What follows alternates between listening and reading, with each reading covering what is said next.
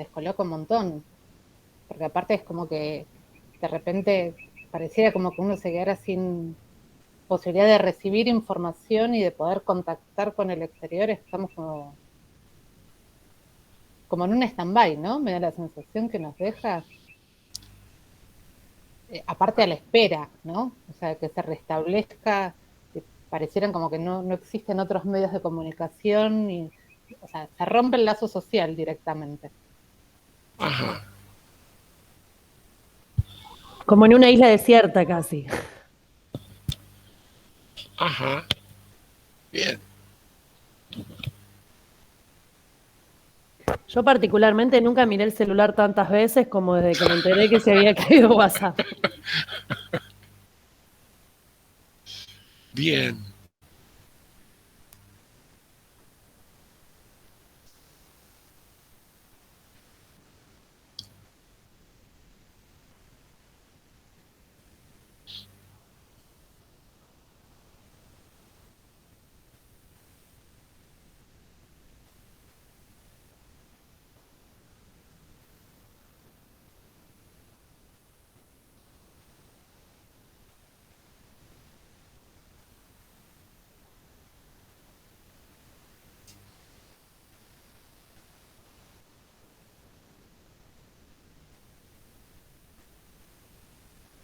O sea, vos estás diciendo que el sistema ha perfeccionado el control de un modo tal que ha conseguido que estemos todos adentro de una cajita que se llama WhatsApp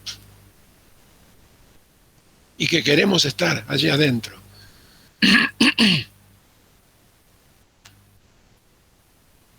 Nunca más propio y un ahora con todas estas cuestiones, este, de tener tan incorporado, de manera, eh, como tan autosuficientes, ¿no? Para el sistema. Se me cortó el sistema, Sabrina. ¿Podrías repetirlo? No, fue magistral lo que dije y ya no podría repetirlo, pero no, digo, pensando en Myung-Hun Chan, digo, y en esta cuestión de tener tan internalizado y pensando un poco también en el eje de trabajo, etcétera, digo, qué, qué manera de ser soldaditos del sistema, ¿no? De tener tan incorporado, tan internalizado todo, que ya no necesitamos ni siquiera que nos digan cómo tenemos que obedecer, ya directamente obedecemos y esperamos que el sistema, digamos, siga su curso. Ajá.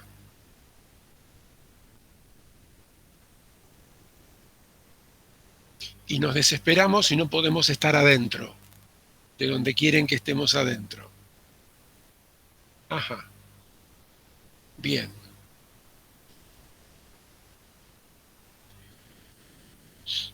Y argumentamos encima, tenemos argumentos fuertes para explicar por qué tenemos que estar ahí adentro. ¿Sí?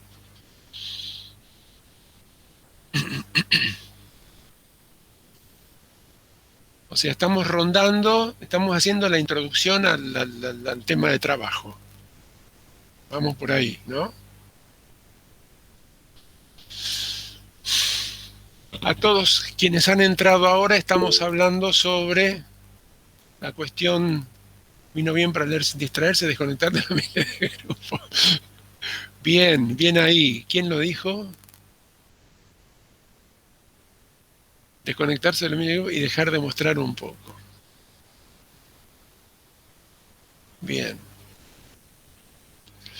Patricia dice, nos olvidamos que podemos utilizar SMS gratis que nos brindan las compañías de celular.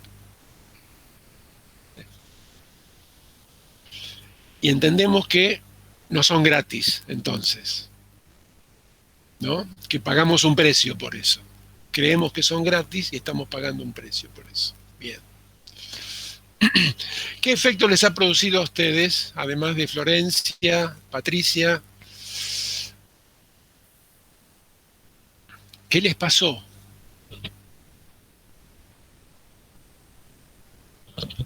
en este breve instante donde se cayó WhatsApp?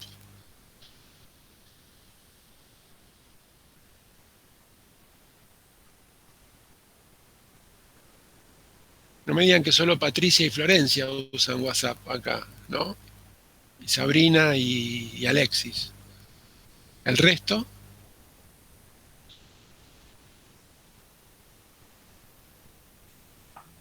A mí particularmente me generó bastante desesperación, como estar incomunicada, ¿no? Encima estaba sola en mi casa, entonces como que no, pensé que se me había roto el teléfono al principio. Y después llamé a alguien y le dije, che, no sé, me hablaste por WhatsApp porque no me llega nada, no sé qué, y bueno. Pero más allá de eso, me pongo a pensar en la temática de hoy. Yo, bueno, porque estaba en mi casa y ya había llegado el trabajo y todo, pero en aquellas personas que trabajan, ¿no? Tipo el teletrabajo, como el online y todo eso, con WhatsApp y esas cosas, como un día perdido de trabajo. Y quizás si a las compañías se les canta quizás seguir con este problema, porque no creo que sea al azar el problema. eh, o bueno, puede ser que sí, no sé. ¿Cómo puede afectar a un montón de personas que trabajan con esta red y que cobran para poder vivir? Ajá. O sea, supongamos que durante 1, 2, 3, 4 días no tengamos este servicio y que después la compañía diga, bueno, pero ahora WhatsApp ya no podría ser más gratis, ¿no? Por ejemplo. Está bien, nos mudamos a Telegram, todos pasamos a Telegram. Perfecto. Digo, pero estar este, todo el planeta encajonado o guardado adentro de la misma caja, Alfonsina dice es mundial el problema, significa un nivel de concentración de poder, en lo que decía Alexis al principio, en aquellos que tienen el, el dispositivo, el switch, ¿no? Para prender o apagar, una concentración enorme de poder, ¿no? Digo para darle también dimensión a estas, a lo que Castoriadis había definido como las dos significaciones imaginarias centrales del capitalismo, la expansión ilimitada del dominio, que en este caso se expresa en la expansión mundial del dominio. Alfonsina dice es mundial, ¿no? Digo, una sola organización, una sola empresa tiene centenares de millones de personas metidas adentro. El proyecto, la segunda significación, que era el proyecto autonómico, se ve cancelado acá. ¿Cuál es la autonomía? Me sentí en una isla desierta, dice una compañera. Dice otra, por suerte estaba en casa, porque si no, no sé lo que hubiera pasado. Lo que podría haber sido un ejercicio de autonomía, como leer sin distraerse, desconectarse de los miles de grupos y dejar de mostrarse, puede ser también una explosión de angustia, ¿no?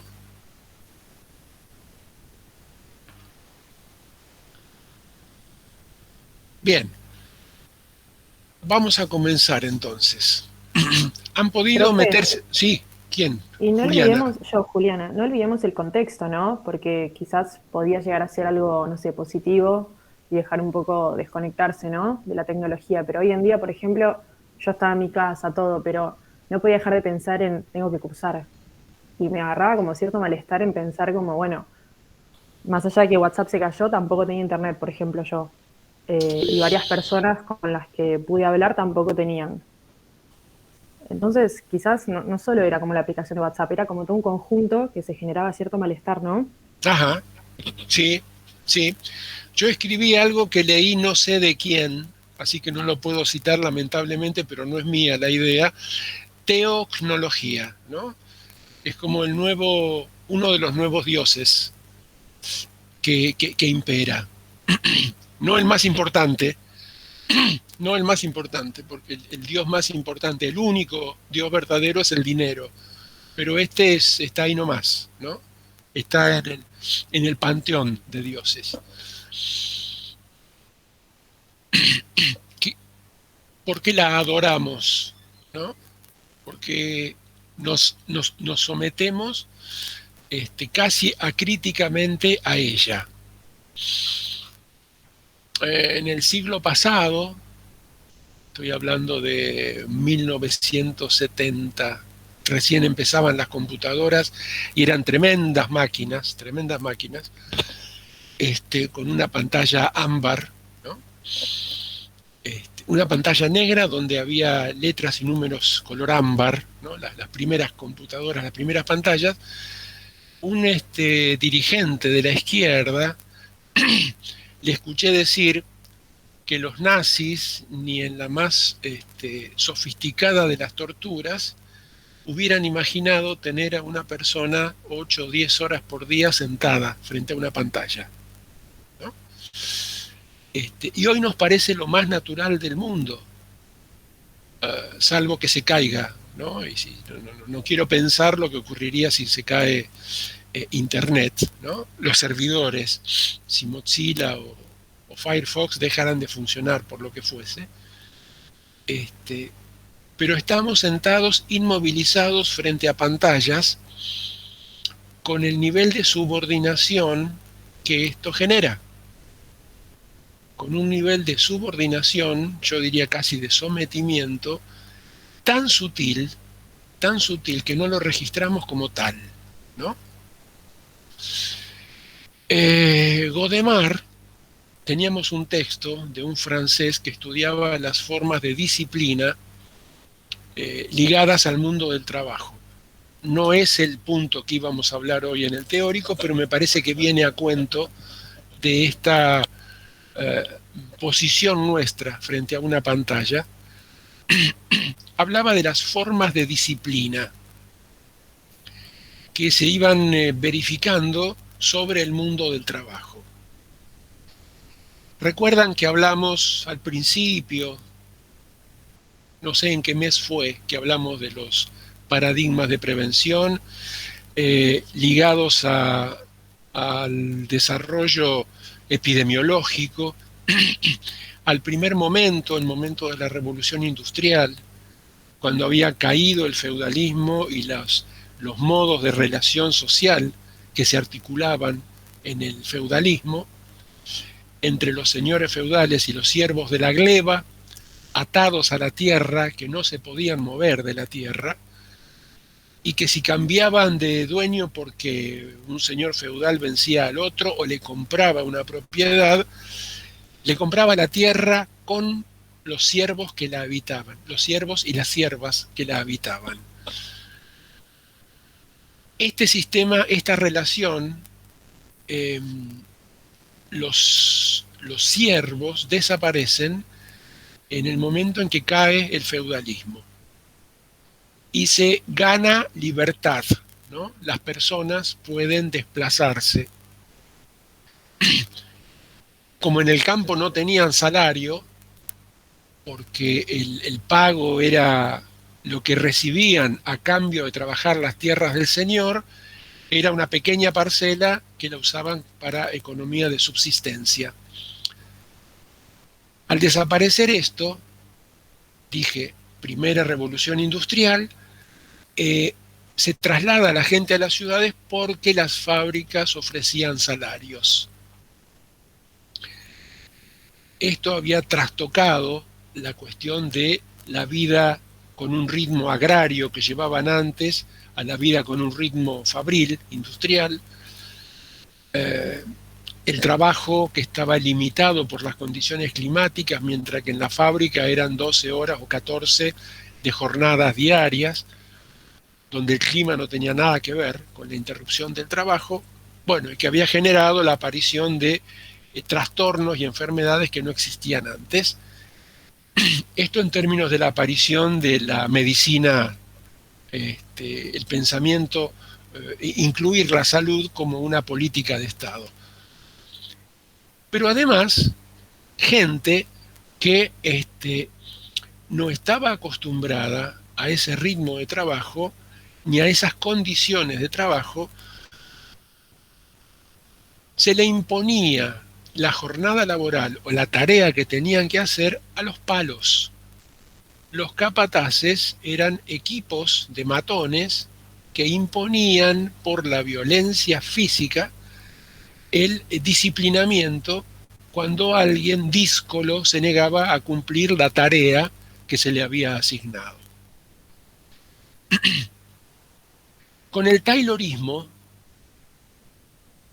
que es la primera ingeniería que se aplica al tema del trabajo, buscando la eliminación de los tiempos muertos.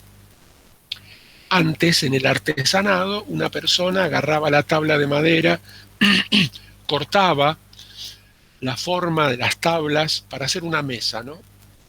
Cortaba lo que iban a ser las patas, emprolijaba, cepillaba la madera, iba dándole las formas que necesitaba para que encastraran las patas, para que hubiera una tabla que hiciera de superficie de mesa, y cumplía esa persona todo el proceso completo.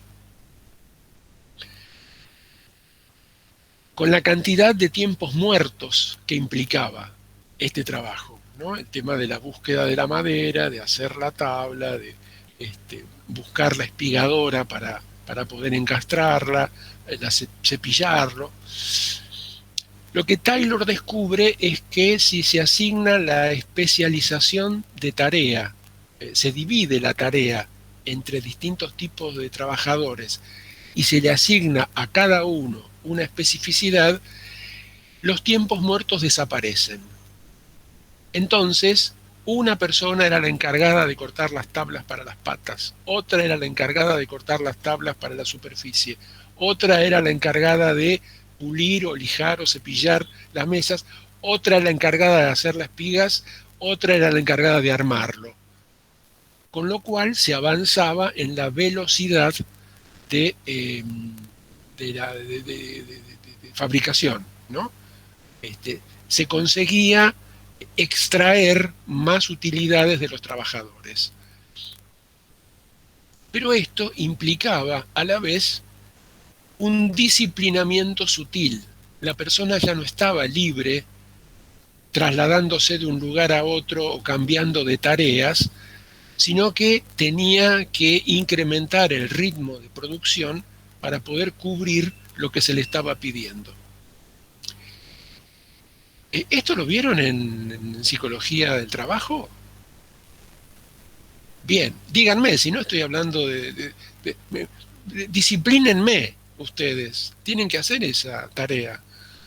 Estoy haciendo tiempo muerto acá con ustedes. Bien, y el Fordismo... Yo lo vi en grupos, particularmente, con Foucault y Deleuze, las sociedades de disciplina y las sociedades de control. Perfecto, bien. Lo que hace Ford después es hacer eso mismo, solamente que frente a una línea de montaje. Entonces, la línea de montaje me impone a mí, laburante, la velocidad. Estos son procesos sutiles de disciplinamiento. ¿Sí? La pantalla, comenzamos hablando de WhatsApp, por eso llegamos a este punto. La pantalla termina siendo un sutil dispositivo de disciplinamiento para todas y todos nosotros y nosotras, ¿no? Cada una está sujeto a lo que está pasando en este rectángulo que tenemos frente a nosotros y queda nuestra vida y nuestra actividad regulada por esta cuestión. La pregunta es si tenemos nosotros espacios como para reflexionar o para modificar esto o para sustraernos al poder de las pantallas sobre nosotros. Bien. ¿Han podido revisar, leer la guía del módulo que estaba en el campus virtual sobre trabajo? ¿Sí? Es una excelente compilación que han hecho las compañeras no se las pierdan. Yo voy a seguir otro camino. Bueno, eso es el camino de los teóricos, ¿no? Lo voy a pensar lo pensé esta clase con ustedes, desde el punto de vista de trabajo y subjetividad. ¿Por qué incluimos trabajo en psicología preventiva? En grupos lo incluyen como las sociedades de control y los sistemas de control. Psicología del trabajo, ya han hecho algún comentario ustedes, que tiene una perspectiva del Jano bifronte, mirando a las empresas por un lado y a los trabajadores por otro. ¿Por qué en preventiva ponemos como uno de los módulos el tema trabajo? ¿Qué se les ocurre? ¿Qué piensan?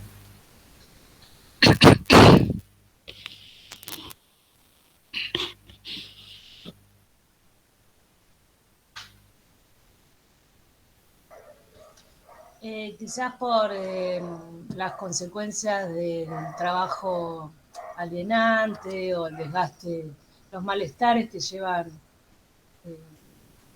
aparejados al trabajo. Ajá, bien. Por el desgaste y por los malestares. Desgaste laboral, malestar laboral, dice Cecilia. Bien. Sí, algo de eso hay. Lo cambio, no porque lo tenemos que poner en psicología preventiva, porque tenemos que incluir el tema trabajo en psicología. A mí me hizo acordar, en el primer teórico, vos habías dicho que cuando uno iba a un médico, el médico no le pregunta de qué trabaja, ¿no? Y que era re importante. A mí me quedó esa frase porque, claro, en el trabajo es donde uno pasa la mayor parte de su vida, por ahí 9 horas por día, y de acuerdo a las actividades, a las tareas que uno realiza, es, digamos, altamente subjetivante, por decirlo de alguna forma. Entonces, o sea, si hablamos de determinantes sociales de la salud, el trabajo como aparece como fundamental.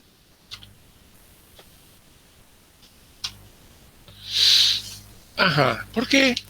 ¿Por qué? ¿Por qué es fundamental el trabajo como determinante social de la salud? ¿Cuál sería la importancia que tiene el trabajo en la relación con la salud? Y en primera instancia se me viene a la cabeza por ahí ejemplos más contundentes, yo qué sé, los trabajos en las minas, por ejemplo, o en las cañas de azúcar, o en fábricas textiles. Se me viene Bangladesh, se me viene el Congo con los que sacan el coltán de los minerales. Pero no creo que haga falta irse a ejemplos tan extremos como para pensar que sí, que efectivamente, por ejemplo, en empresas multinacionales, yo conozco mucha gente que sufre de estrés crónico y está cerca del burnout. Porque, bueno, digamos, yo no tengo esa mirada de la empresa multinacional como la mala que explota al sujeto. El sujeto también se deja explotar, a mi criterio. También se trabaja en psicología del trabajo, eso, ¿no? Por algo uno elige eso, nadie te obliga. Pero, bueno, y digamos, hay una incidencia en por ejemplo, los sujetos de empresa multinacional. Hay una, también, no sé, siendo en un plano más... Alto. Sí. ¿Escucharon lo que dijo Francisco? A nadie lo obligan a trabajar. Dispárenle. Alguien que le dispare, por favor. Trabajar de eso. Yo ya sé Bueno, que acá la me van a mayoría disparar todos. trabaja de lo que puede y no de lo que No quiere. es tan fácil. Vamos, fuego. Quiero que concentren la artillería sobre Francisco. Por ahí puede ampliar un poco la idea, Francisco, Sí, sobre sí, eso, sí. ¿no? Antes de que caigamos con de todo. Claro, sí, sí. Alto el fuego. Explayate un poco, Francisco, antes de que... Nada. Antes de que me maten, sí. Sí, claro. Vos tenés la pollera corta y estás provocando esto. Lo sepa, Francisco, también. Sí, a ver, lo No expreso sos mejor. inocente, no sos inocente. No, es que para mí, mira, ya que sale el tema, yo aprovecho y lo planteo más abiertamente. A mí me gusta mucho la cátedra y la mirada en general, pero me parece que por ahí es demasiado militante en algunas cuestiones, entonces a mí me cuesta mucho expresar este tipo de ideas porque sé que van a generar este tipo de cuestiones disruptivas, ¿viste? Entonces uno se las guarda, pero bueno, un poco como uno puede pensar, me parece, en psicología preventiva eh, y en ver, digamos, las múltiples aristas de la salud sin necesariamente odiar con toda tu fuerza al neoliberalismo. Y lo que siento es como que no hay muchas posibilidades de eso, digamos. Si uno se para en esta vereda, inevitablemente tiene que tener una sensación como de que, digamos, el capitalismo y el neoliberalismo es lo peor que le pudo suceder al planeta y que todas las culpas son a partir de eso, ¿viste? Y yo lo que siento es que seguramente incide muchísimo, pero me cuesta verlo como, digamos, el demonio personificado causante de todos los males. Entonces, Bien, en esta línea, lo que pienso es, por ejemplo, por supuesto que una gran minoría de gente puede trabajar de lo que eligen más en Argentina, digamos. Ahora, en empresas multinacionales, lo que yo quería decir es que se juega esta cuestión de que uno, eh, que por querer ascender de puesto, por ahí se deja, trabaja extra. Hay empresas en las cuales uno tiene que trabajar extra porque firma un contrato que te dicen, bueno, tenés que trabajar horas extra, es parte del contrato. Pero hay otra parte que cuestiones subjetivas del orden de querer destacarse o mostrarse. En Psicología del Trabajo, Alonso, hay un texto que se llama El hombre managerial, que muestra como características propias de los sujetos encuentran en la empresa algo que les permite desarrollar esa cosa de querer llevarse al mundo por delante, etc. Entonces yo a lo que me refería es a eso, digamos. No, no te obligan a trabajar en eso o con ese nivel de presión. Sí, sí, por supuesto que algo de eso hay, pero no de forma unicausal, ¿no? Como que yo siento que por ahí somos muy multicausales y amplios, pero cuando se trata de la empresa o lo privado, ahí no hay mucha multicausalidad, hay unicausalidad para decir que es pésimo. Entonces, sí abro un poco el abanico a la perspectiva crítica en esta línea también. bien, gracias. En serio, gracias, porque me parece que estaría bueno que se pudieran alentar otras voces como la de Francisco y no sentir que no se pueden decir cosas diferentes a las que estamos sosteniendo desde la cátedra. Digo, porque esto necesariamente enriquece el debate y uno tiene que, en todo caso, buscar argumentos más inteligentes para entender los problemas. Por eso me parece valioso decirlo. Y sí hay algo, me parece que en lo que vos decís, que es verdad, y es que, porque nosotros mismos lo sostenemos, que todas las cuestiones son relacionales. Entonces, no es solamente una cuestión de una empresa capitalista mala o pérfida, sino que también hay gente que no le queda opción o que participa de esa, digamos que entra en ese juego en la relación con la empresa, y algunos que lo hacen en forma muy consciente porque esperan ascender dentro de ese mismo cuadro organigrama empresarial, ¿no? Hay algunos que no les queda más remedio, hay otros que lo hacen voluntariamente, pero en cualquiera de los dos casos hay una participación de las personas en este tipo de relación. Creo que esto es, en todo caso, la cuestión subjetiva y en la que nosotros podemos intervenir. Yo igual no me iría ni al Congo ni a Bangladesh. Estoy hablando pregunté por qué incluir la cuestión del trabajo en la psicología y quiero quedarme acá, en nosotros, ¿no? En nosotras, en lo que estamos haciendo, en lo que yo estoy haciendo ahora, ¿no? yo estoy trabajando con ustedes. Entonces, entendemos que el trabajo tiene un lugar central en psicología, entre otras cosas, porque le dedicamos la mayor parte de nuestra vida vigil. La mayor parte de nuestra vida despiertos está vinculada al trabajo. Porque nos quedamos pensando en eso, porque le dedicamos 8, 7, 6 horas por día, porque antes de ir estamos preparando, planeando algo, o porque nos quedamos después con las preocupaciones que se generaron allí en el trabajo en nuestra mente. No es que entramos a un lugar, le dedicamos una cantidad de horas, salimos después de esas 8 horas y nos quedan 16 horas del día para descansar o para hacer lo que nosotros querramos. No es así. Tiene centralidad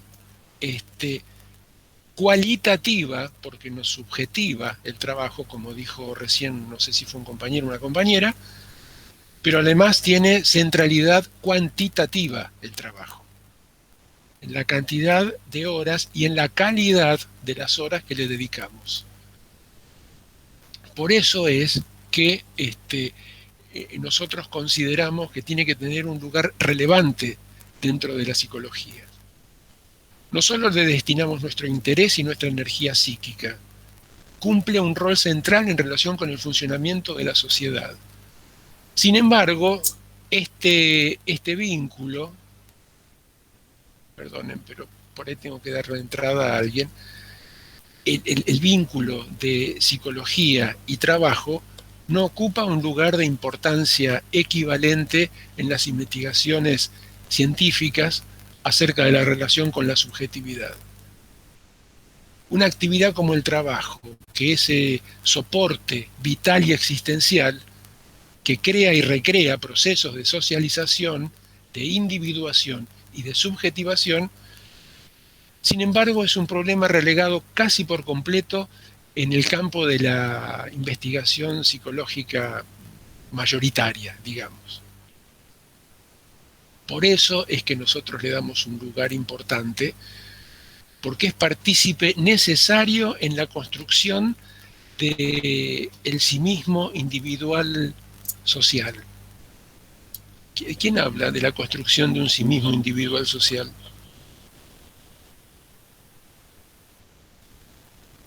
Gentes.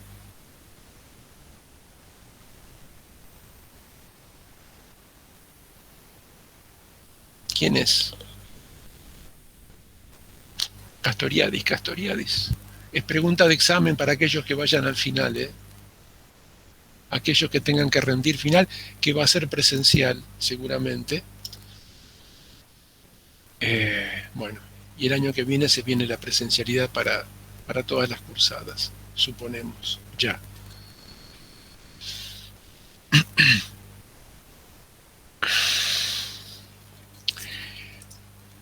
Inicialmente, los estudios, se empezó a estudiar la relación del trabajo con la salud en términos biomédicos, ¿no?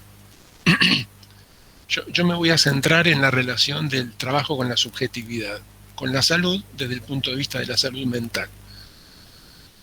Los primeros estudios se basaron básicamente en la cuestión biomédica y era la relación de los efectos de la actividad o del material con el que se trabajaba sobre la persona. Costó mucho ir incorporando los problemas subjetivos, ¿no?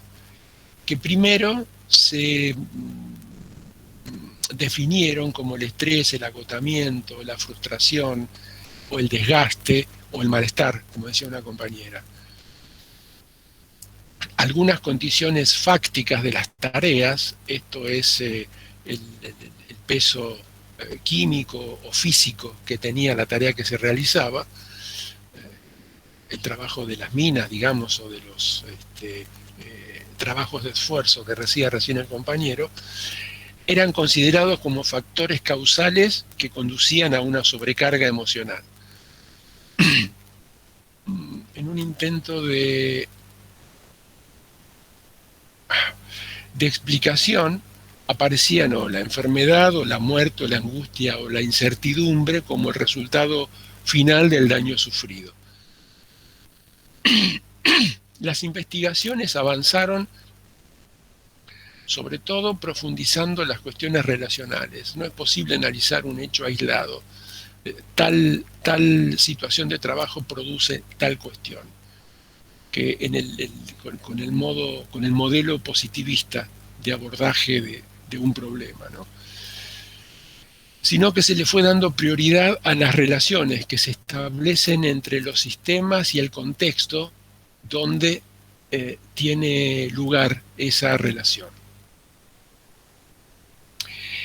La primera construcción teórica para comprender uno de los impactos del trabajo sobre la subjetividad es el síndrome de burnout, ¿no? Antes la cuestión era incertidumbre, angustia, malestar difuso. No había una entidad, no se le había puesto nombre, ¿no? Síndrome de burnout, ¿les suena como conocida la palabra? ¿Lo tienen de alguna materia? ¿Sí? ¿Qué es? En las palabras de ustedes, no es una definición académica. Lo que estoy pidiendo, si la tienen, mejor. ¿Pero qué es? Estar quemado. Ajá. Estar quemado.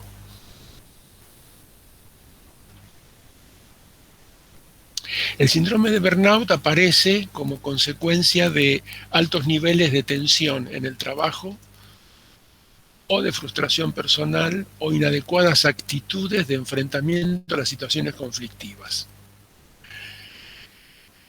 Leo.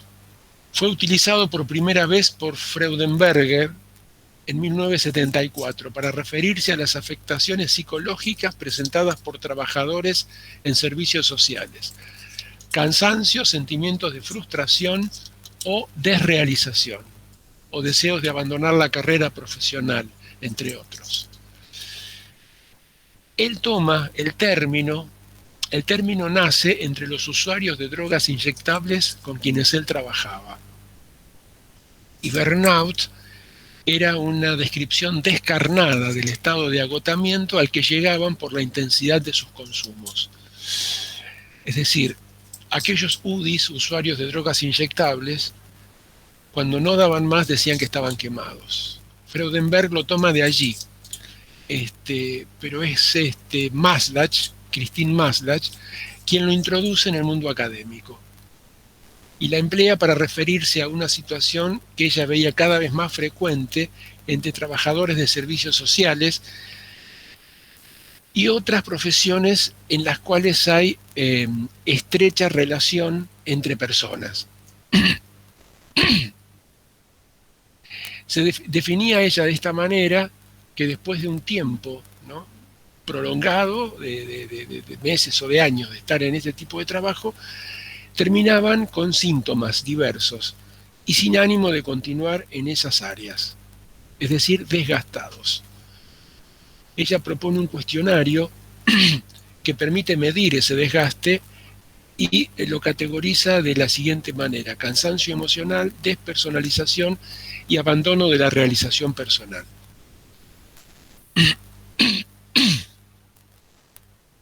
El síndrome de burnout, que empezó en el personal sanitario, después se empezó a estudiar en personal de educación, después se fue extendiendo a otras áreas en las cuales hay estrecha relación, estrecha y sostenida relación entre personas, y se la ha extendido la investigación sobre el burnout a casi todas las actividades. Creo que en un exceso se le da al síndrome de burnout casi el peso de una entidad nosográfica, casi ha terminado definiendo una enfermedad.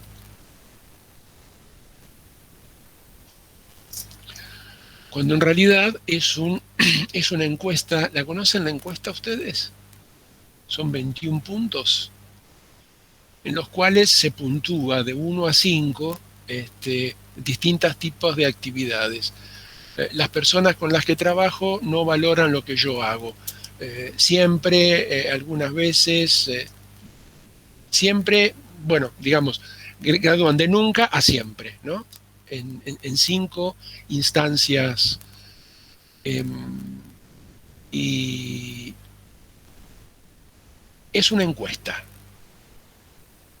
¿no?, que debe ser contestada de acuerdo a la introspección de la persona que está trabajando. Es decir, la persona piensa esto: me llevo bien con mis compañeros de trabajo. Nunca, pocas veces, habitualmente, muchas veces, siempre. Entonces, de esta manera se puntúan y se establece una puntuación que permite establecer o definir si el nivel de estar cansado, quemado por el trabajo, es bajo, medio o alto.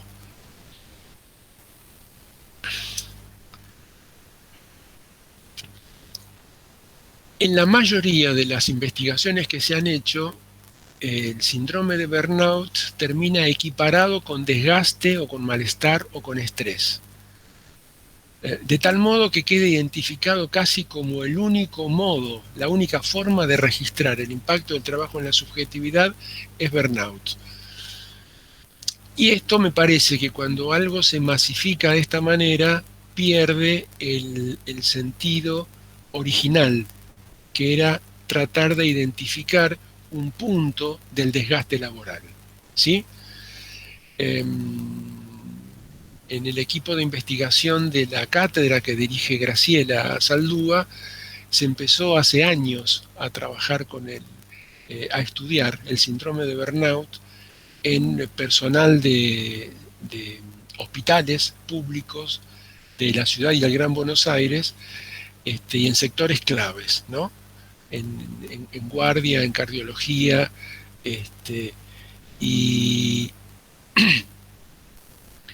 no solamente se aplicaba la encuesta, el cuestionario MBI, Maslach Burnout Inventory, ¿no?, que había diseñado Maslach con una corrección que hizo Rivera Delgado, sino que se complementaba con un cuestionario sociodemográfico que permitía saber, digamos, cuánto tiempo hacía que la persona estaba recibida, cuánto tiempo hacía que estaba en ese ámbito de trabajo, en qué instancias se podía compartir con el grupo de trabajo los problemas, cuáles identificaba como los problemas centrales del trabajo, cuáles pensaba que eran las respuestas o las soluciones a esos problemas, de manera que la cuestión del desgaste laboral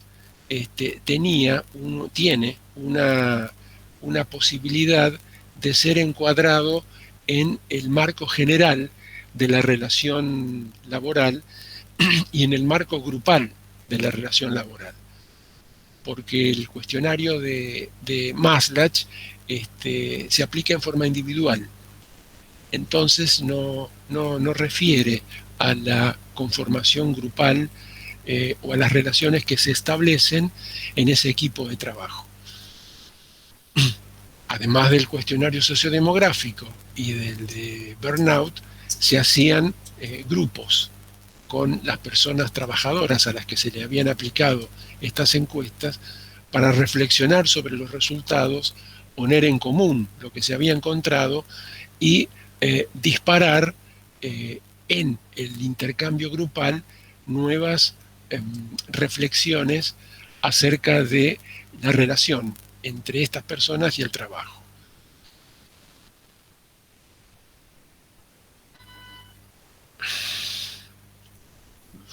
Me voy ahora a...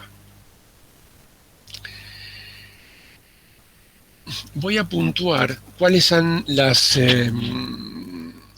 lo que a mí me parecen hitos relevantes en la investigación de el impacto del trabajo sobre la subjetividad, salud mental y trabajo, ¿no?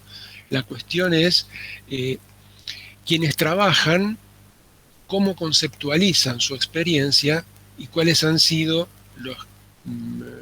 desde el campo que a nosotros nos interesa, de la prevención crítica y de la promoción de salud, qué puntos encontramos como relevantes.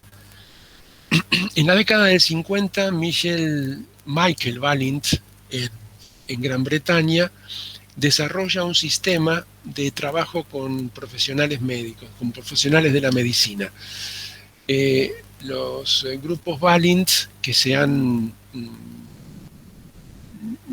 dejado de implementar con médicas y médicos, eran centrales desde el punto de vista de registrar los afectos que se movilizan en el trabajo, y tenían el sentido de ser instancias de formación para los profesionales de la medicina. Él aborda los estados emocionales que se despliegan en la relación médico-paciente y que constituyen un factor relevante para las dos partes de esa relación, tanto para los médicos como para los usuarios del sistema de salud. Los grupos de médicos los disponen como grupo de trabajo, en el sentido que le daba Bion al término ese. Los grupos se reunían semanalmente, trabajaban 1 hora y media con la presentación de un caso por alguno de los profesionales médicos, que siempre llevaban el caso que más trastorno, más dificultades le planteaba. Tenía un objetivo de formación profesional. El tema es que integraba los sentimientos surgidos en la tarea clínica a la formación y a la práctica de los médicos. El supuesto básico que planteaba Balint era que cada profesional tiene un sistema de creencias, una serie de creencias, como por ejemplo, qué nivel, qué grado de sufrimiento o de miedo o de privación puede tolerar un paciente. O a partir de qué momento tiene derecho a pedir ayuda o a pedir un alivio, o cuántas molestias puede crear. Bueno, y este sistema de creencias que juega en la relación de ese médico con el paciente, dice, tiene que ser relevado, tiene que ser hecho consciente y tiene que poder ser cuestionado y pensado en el conjunto.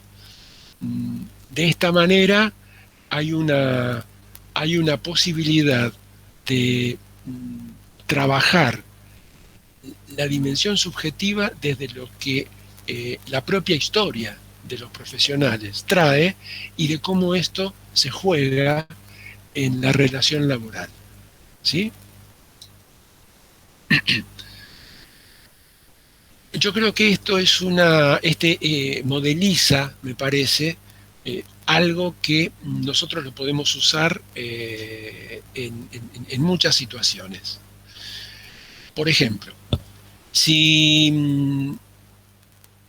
nos decidiéramos o tuviéramos que hacer alguna tarea sobre la ESI, la educación sexual infantil, y tuviéramos que capacitar a un grupo de docentes en relación con la preparación o el dictado o el desarrollo de algún plancito de educación sexual, sin ninguna duda deberíamos integrar allí algún tipo de reflexión sobre la propia sexualidad de las y los docentes que tienen que dictarlo. Porque es desde allí, desde el modo de elaboración o de asimilación o de aceptación que tengan de la propia sexualidad, la posibilidad de intervenir o de desarrollar un conocimiento, un abordaje, un tratamiento de los temas,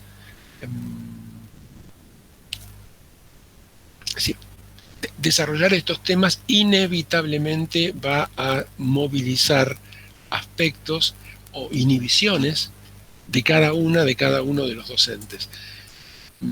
Está claro esto, ¿no? No es hacerles terapia a los docentes, sino la posibilidad de elucidar las creencias que cada uno tiene, que cada una tiene sobre la propia sexualidad, para poder desarrollar las acciones en el clima más beneficioso posible, tanto para las y los docentes como para las niñas y niños con los que trabaje, ¿sí? Digo, esta modelística que pensó Balint, convendría reactualizarlas.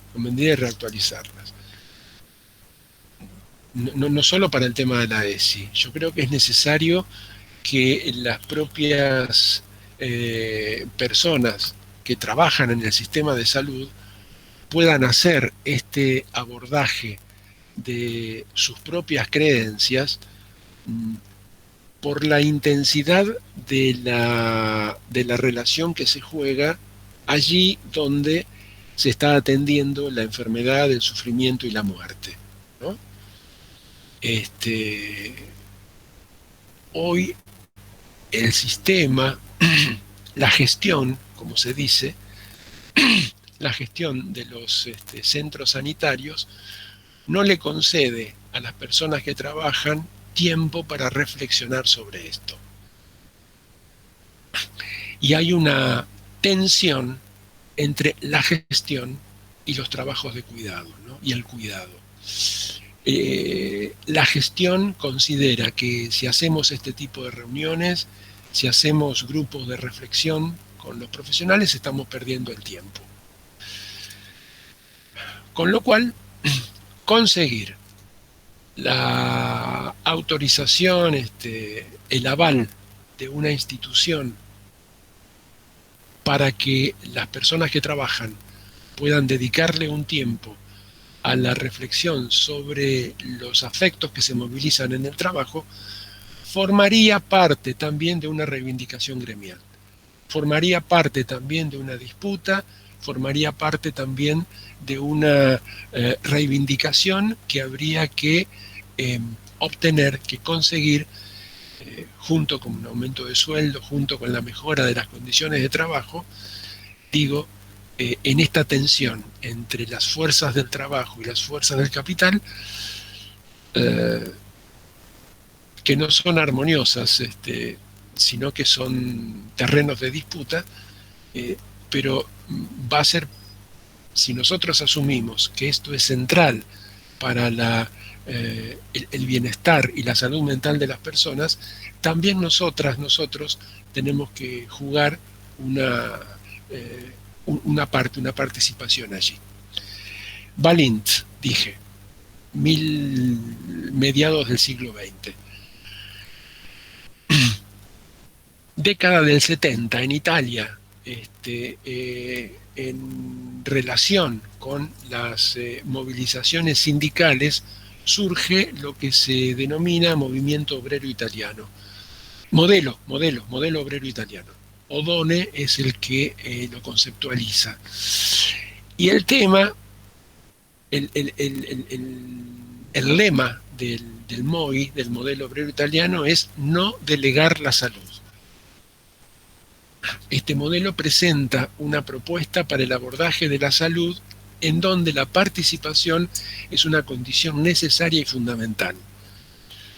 Se plantea la recuperación de la experiencia de los propios trabajadores y trabajadoras acumularon a lo largo de toda la vida de trabajo y del conocimiento que tienen sobre las actividades que realizan cotidianamente. Si bien el modelo está centrado en la relación, tiene un fuerte sesgo biomédico,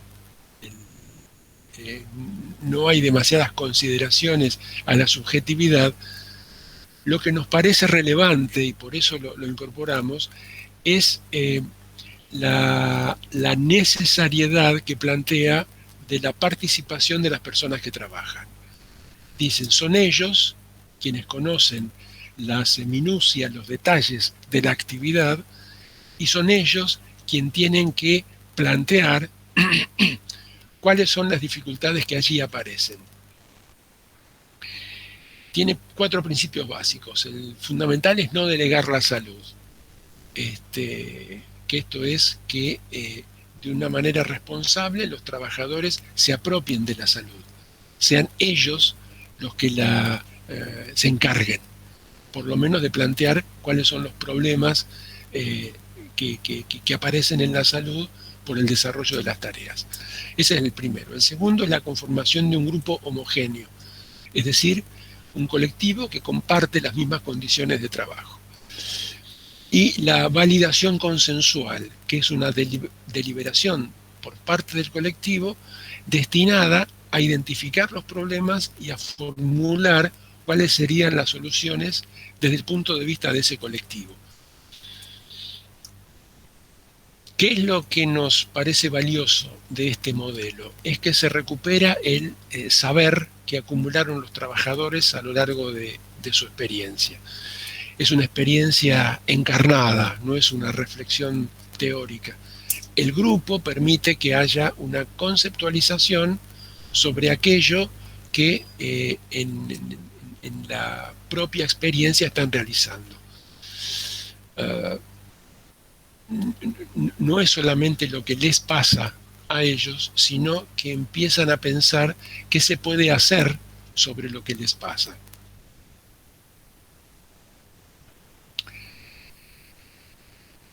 Los puntos débiles que tiene este modelo es que depende de las condiciones políticas predominantes, depende de si tienen mayor o menor participación los sindicatos o las organizaciones obreras como posibilidades de incidir en esto, y que no plantea una reconceptualización de los problemas, sino una manera diferente de captar lo que ya se conoce, ¿no? Focalizando condiciones y medio ambiente de trabajo. Las CIMAT, las condiciones y medio ambiente de trabajo, son el eje casi exclusivo de este modelo. Aquí en Uruguay hubo ejemplos de la aplicación de este modelo en trabajadores de la industria y de la explotación arrocera en el norte de Uruguay. Desde la universidad, en convenio con el sindicato de trabajadores del arroz. El otro modelo que recuperamos nosotros, ustedes lo van a ver esto, lo han leído en la ficha técnica que tiene el módulo, es la psicodinámica de trabajo. Una teoría y una práctica clínica cuyo objeto es el análisis psicodinámico de los procesos subjetivos e intersubjetivos que se movilizan por las relaciones de trabajo, ¿no? Privilegia el relato de las vivencias subjetivas de los trabajadores acerca de las experiencias cotidianas y incorpora cuestiones básicas como ansiedad, miedo, insatisfacción, cuestiones que define como el sufrimiento frente al trabajo. Divide las cuestiones también entre la carga física, que dice eso es lo que genera dolor, ¿no? Y toda esta afectación subjetiva que de Jung denomina sufrimiento, ¿no? Y establece una diferencia entre dolor y sufrimiento. Como dice Murakami, el dolor es inevitable, el sufrimiento es opcional, ¿no? Es opcional en tanto el colectivo no se hace cargo de ello o no puede hacerlo consciente. En la medida en que se puede trabajar sobre la recuperación de la propia experiencia de malestar, entonces es posible modificar algo de estas cuestiones.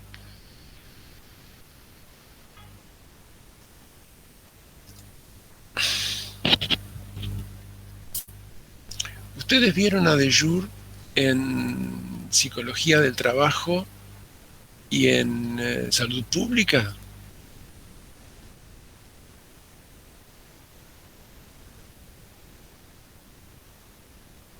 Hola. Yo lo vi en grupos también. Ajá. ¿Y desde qué perspectiva? Solo lo recuerdo de psicología de trabajo. Ian Mendive dice,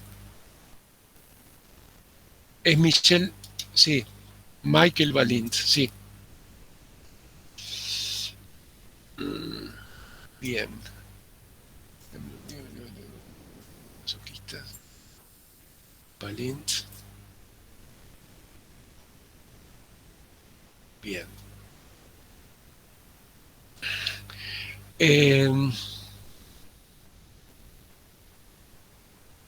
Estábamos en de Jure, sufrimiento.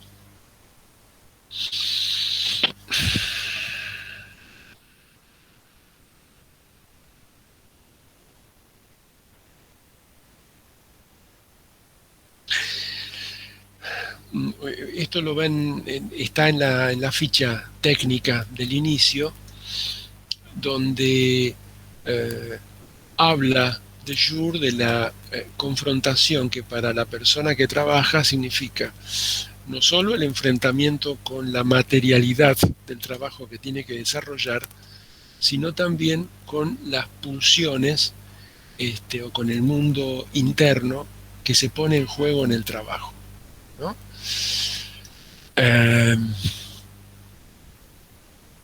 Cuando Freud habla de las pulsiones y sus destinos o vicisitudes de la pulsión, él da 4 destinos pulsionales, ¿sí? ¿Los recuerdan ustedes? Que son todas y todos freudianas y freudianos. ¿Cuáles son los 4 destinos? La meta, ¿La? el objeto, ¿es esto? No. No, el destino. ¿A dónde se dirige? La transformación en lo contrario. La represión. La represión. La sublimación y la vuelta contra sí mismo, ¿no? Eso, sí. Perfecto. Y cuando habla de sublimación, él habla de ciencia y de arte, ¿no?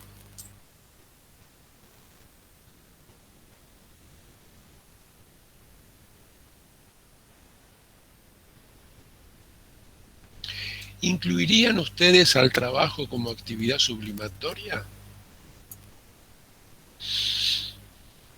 ¿Sí? ¿No? ¿Por qué? Depende de qué trabajo, me parece, ¿no?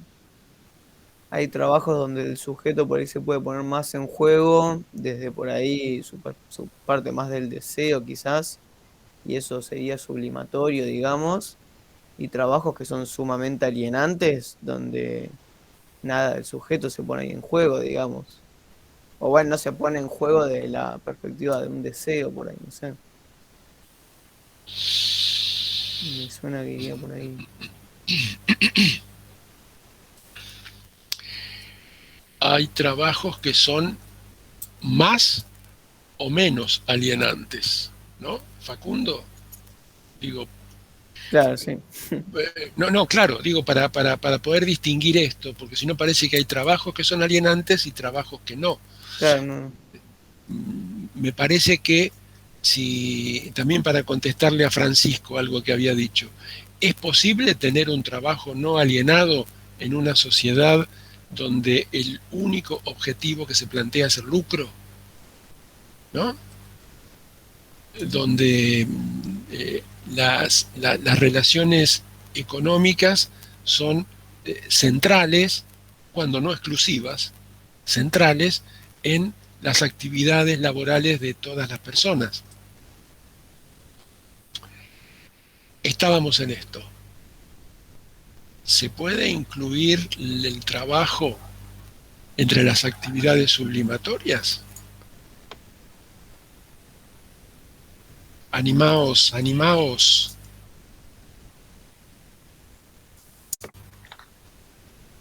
Y yo, a esta altura, pero, pero, por ejemplo, para pensarlo juntos también. Dale, A mí me vamos. parece que en Argentina una de las grandes virtudes que tenemos es la educación pública y, bueno, un sistema de salud público que con todas sus falencias, digamos, cuando vamos a comparar a otros países, ni existe, ¿no? Exacto.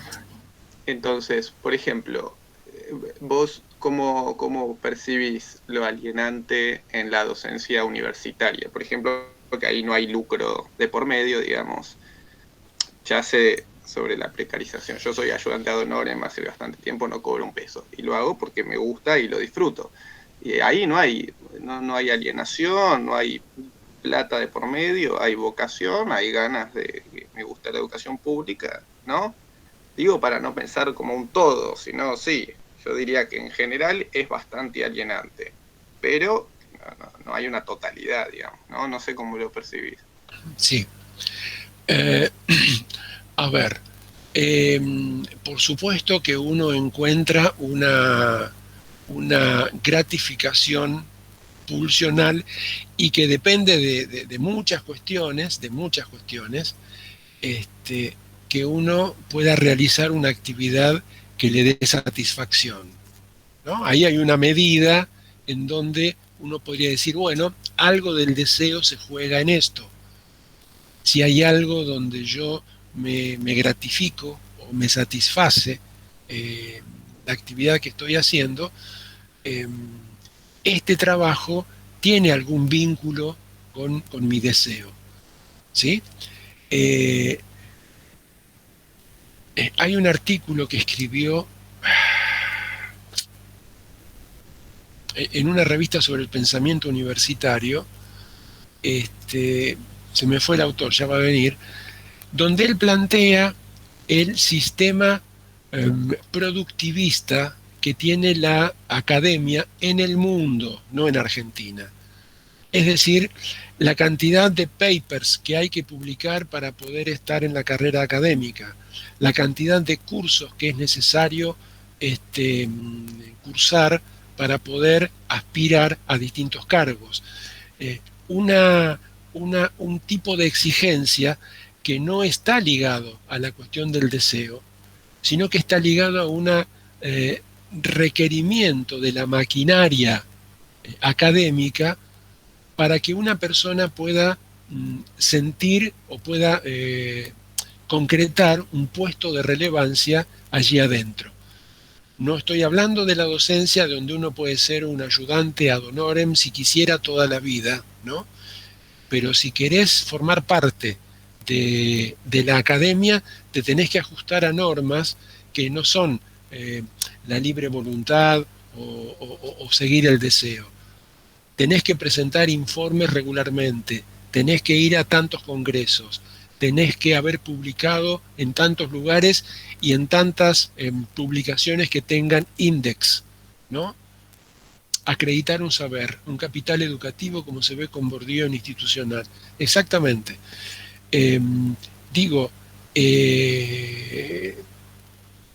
Conocidos deben tener ustedes que están haciendo el doctorado o un postdoctorado, y si quieren entrar en algún laboratorio o en algún instituto de investigación, o al CONICET propiamente, acá, no me quiero salir del país, es necesario tener acreditadas una cantidad de publicaciones y de asistencia a congresos o a jornadas.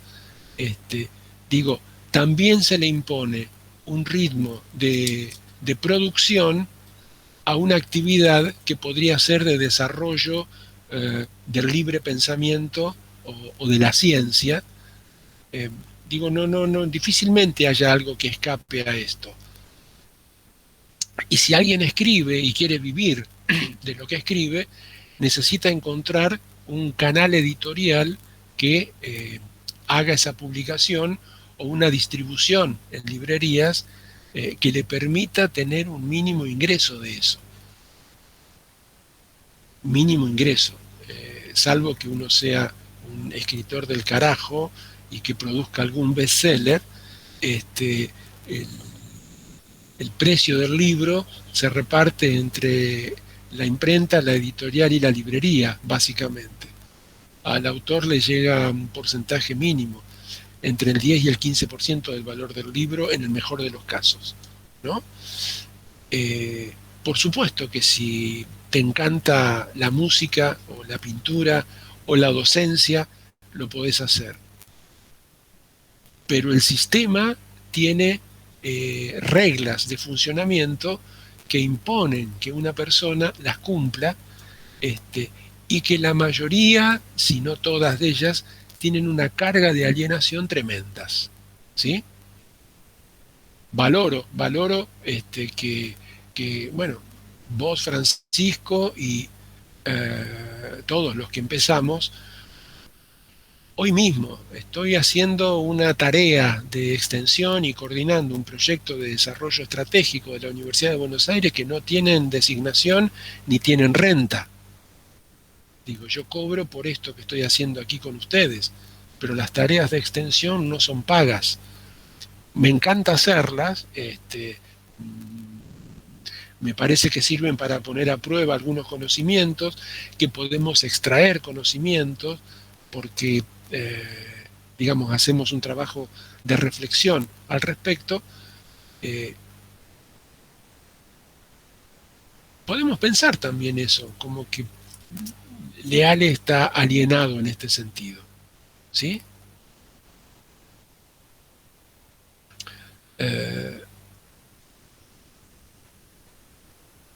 Sublimando algo, me parece que son dos niveles de análisis diferentes, la sublimación y la alienación. Digo, si la sublimación era la obtención de un placer salteando el fin sexual, me parece que Freud lo define de esa manera, más o menos, ¿no? Sublimación, una actividad en la cual el fin sexual quedaba oculto. Ese es un nivel, y el otro es la posibilidad de estar alienados en eso que uno está haciendo. Ian Mendive dice, claro, pero en términos burdos y muy marxistas, si se piensa en la universidad como fábrica de profesionales a base de formadores ad honorem, o ni siquiera ad honorem, sino sin nombramiento y sin renta, el sistema continúa produciendo en gran parte a base de profesionales de la academia. Es casi que pura probabilidad. ¿Tiene lógica? Sí, exactamente. Sí.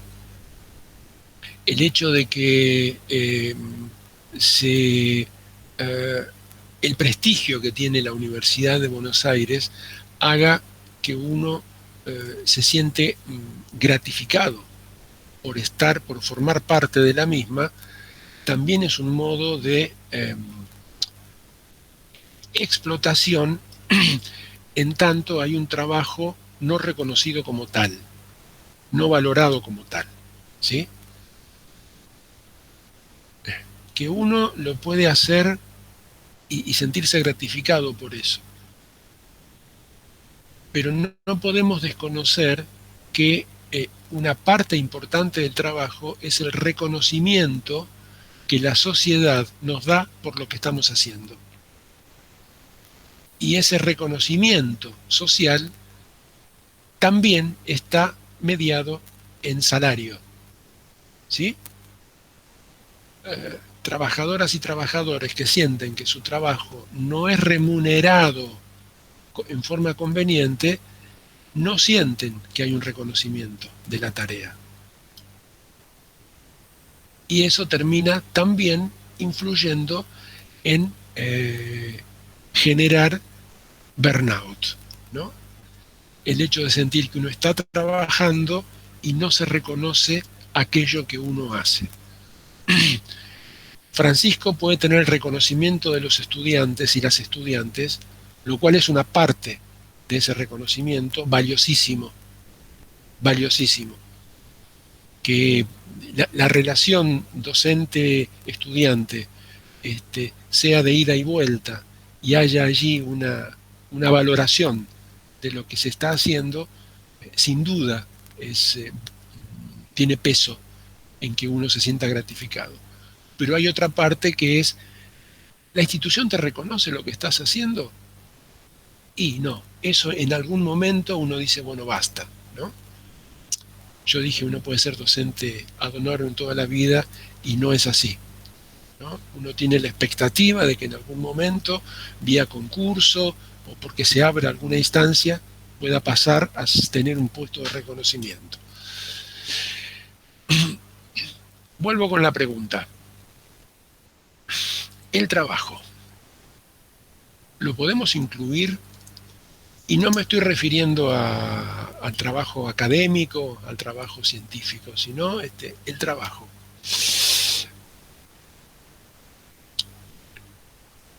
El que maneja un colectivo, el que está operando una máquina de perforar metal,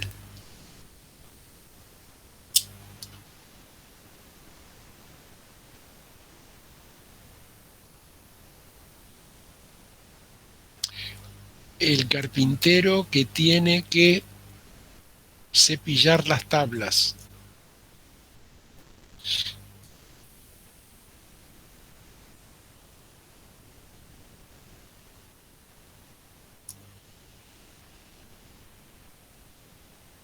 ¿lo podemos incluir entre actividades sublimatorias?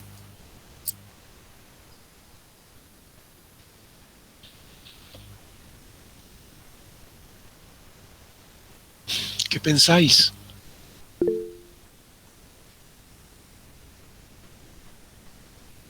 Ian se juega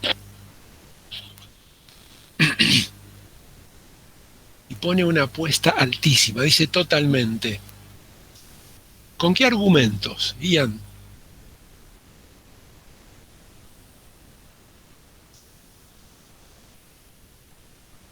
¿Con qué argumento?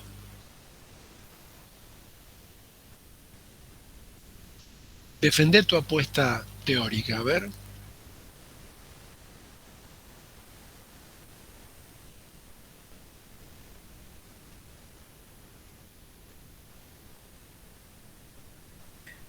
A ver, no sé si ahí se escucha. ¿Se me escucha? Sí, sí, perfecto. Ah, bien. Es que no me suele andar el micrófono del auricular. No, yo lo tomaba más que nada de Jules, que digamos habla de la sublimación en términos, por ejemplo, de trabajo psíquico o digamos mental y físico, y en eso puesto en línea también con lo que plantea Freud de la sublimación, esto tiene sentido, digamos, considerar al trabajo como uno de los destinos de la pulsión. Ajá. En términos básicos, digo. Sí, sí, sí, sí, en términos básicos, sí. Complejizo lo que estás diciendo, porque en todo trabajo hay un elemento de trabajo no prescripto, no está escrito, no está detallado, no está establecido. Y eso le deja a la persona un margen de creatividad. Y en tanto es un espacio, el trabajo, el espacio laboral, un espacio en el cual es necesario poner eso que en la prescripción del trabajo no está, entra en juego la creatividad. Es necesario algún artilugio para que la tabla entre perfectamente en la cepilladora. Es necesario encontrar el modo de detectar cuál es la orientación de la veta de la madera. En la experiencia y en el saber manejar la tabla y de qué lado ponerla, se juega no solo el conocimiento, sino también la creatividad de la persona, no solo la experiencia, sino también ese pedacito de creatividad necesaria que hay que poner para que la máquina funcione. De Jure habla de la querpropiación. Querpropiación.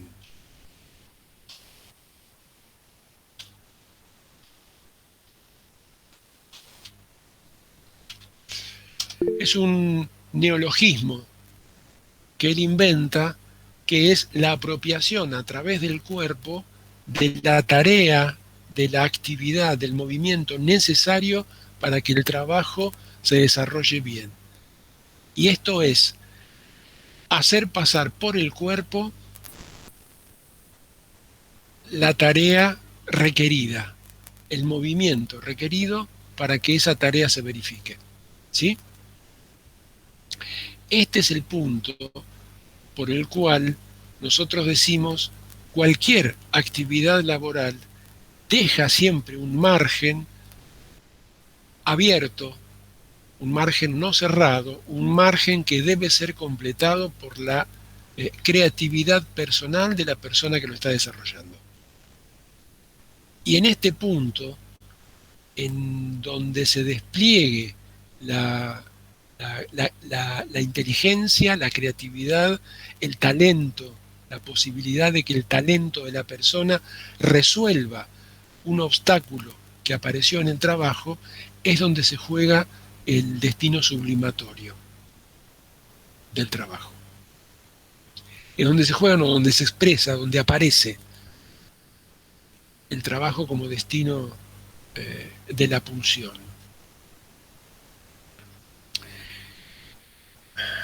Bien. El otro punto que me parece importante, digo, yo hablé de Balint y el modo en que él incorporaba la subjetividad del modelo obrero italiano, donde se recuperaba también la experiencia y el saber de los trabajadores. Lo que desarrolló el equipo de epidemiología crítica que dirige Jaime Breil, que es el monitoreo estratégico participativo de trabajadores,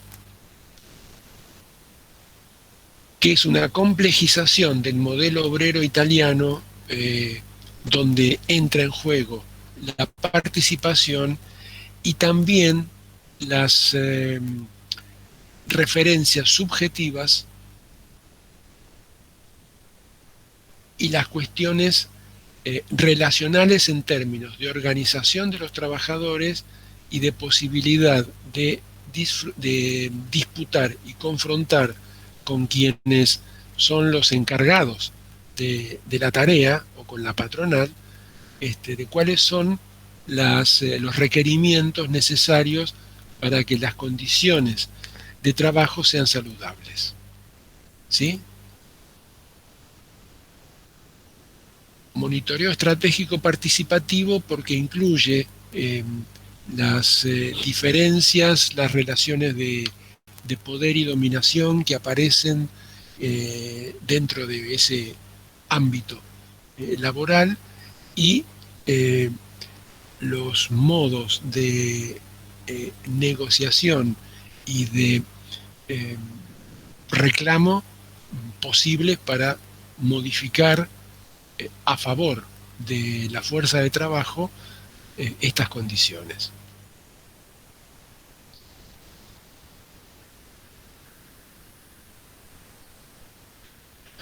Desde el equipo de extensión hemos trabajado con ferroviarios, docentes, personal de salud, personal del Sistema Integral de Protección de Derechos de las Defensorías Zonales, desde esta perspectiva, desde el trabajo grupal, desde la reflexión grupal, donde los problemas son identificados y definidos por las personas y donde se trata de buscar en la reflexión colectiva cuáles serían los modos más posibles de modificar estas cuestiones. Sobre todo teniendo un relevamiento de parte del propio cuerpo de trabajadoras y trabajadores de cuáles son los problemas centrales, ¿no?, que se les plantean a ellas y ellos. Por ejemplo, en profesionales, en equipos de profesionales que trabajan con vulneración de derechos en la niñez y en la adolescencia, es decir, que se enfrentan con delitos ¿no? Con abuso sexual, con violencia, con abandono, con negligencia, con trata de personas.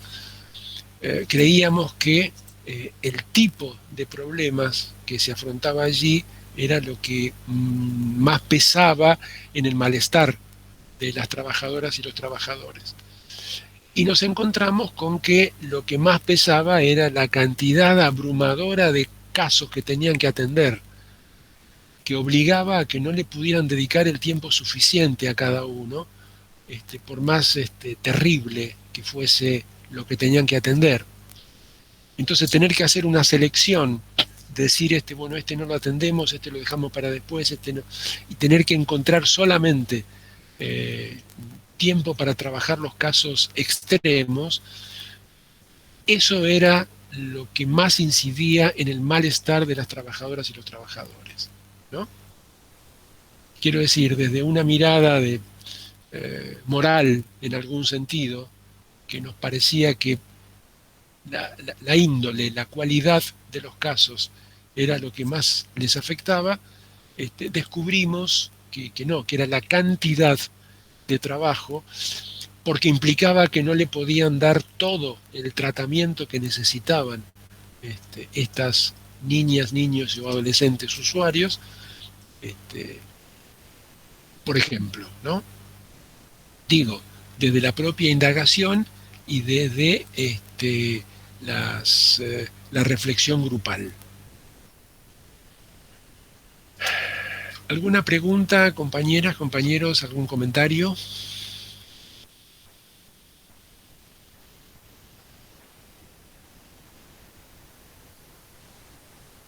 ¿No? Bien. Vamos a dejar acá. Insisto, sobre el final, valoro la actitud de Francisco. Ojalá en cada uno de los prácticos puedan aparecer estas cuestiones, aun cuando sean puntos de vista que no coincidan con los que sostenemos desde la cátedra. Me parece que es extremadamente valioso, porque tampoco sirve, digamos, tener una actitud como de complacencia, porque esto es en la interacción y en la puesta en juego de las diferentes perspectivas, es como nos vemos obligados a buscar los mejores argumentos posibles para sostener los puntos de vista. Vamos a dejar acá, les agradezco, probablemente nos veamos la próxima clase. Gracias, Sabrina, gracias, Alex, creo que estuvo Steffi también, gracias, Steffi, hasta luego. Chao, hasta luego a todos. Chao, Gracias. chao, hasta luego.